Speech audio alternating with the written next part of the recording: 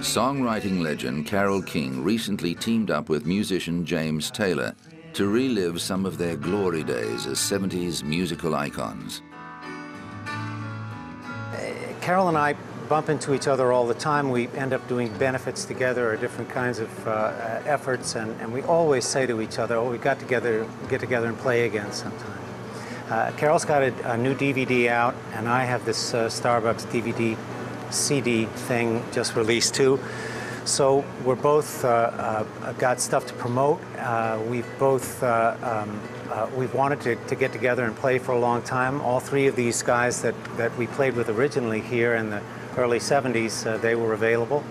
The Troubadour's having its 50th anniversary this year. So all of the things seem to just line up. King was born in Brooklyn in 1942. While a student at Queen's College, she met Neil Sedaka, who wrote his hit song, "Oh Carole," in her honor. Her response, "Oh Neil," may not be quite as well remembered today, but at this time she also met Gerry Goffin.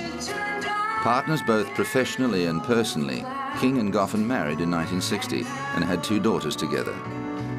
The couple dished out hit after hit for other musicians, but King had a hankering to perform herself and tried several times to launch a solo career.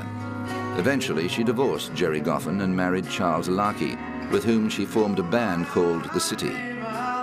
But still, performing success eluded her. She needed a push in the right direction.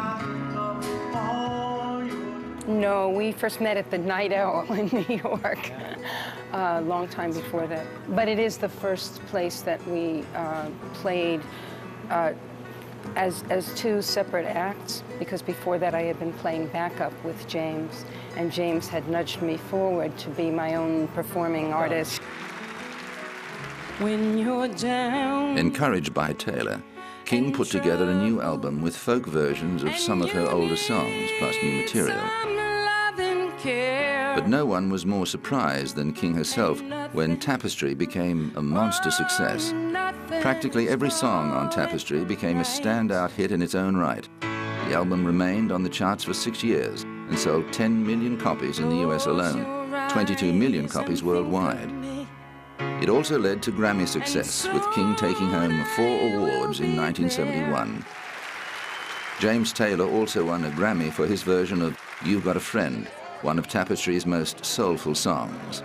Well, he played on my Tapestry album, so he knew the song, and really the short version is that he surprised me. I did not know he was recording it, and Peter Asher produced it, and Peter and James, you know, got me in a room and played it for me. I had no idea that they were doing it.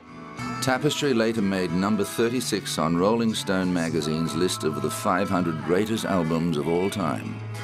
Unsurprisingly, King never hit such dizzying heights again, but she did continue to record and have success throughout the 70s, with such albums as Music, Rhymes and Reasons, Fantasy, and especially Wraparound Joy in 1974. In recent years, King has interspersed her performing and recording careers with a fervent dedication to environmental and political activism. She also has a strong interest in spirituality, donating a property to be used as a yoga ashram and helping inaugurate the ecumenical temple Lotus in 1986. The following year, she and Gerry Goffin were inducted into the Songwriters Hall of Fame, and in 1990 the pair also made the Rock and Roll Hall of Fame for their songwriting achievements, cementing forever Carole King's place as one of the greats of popular music in the second half of the 20th century.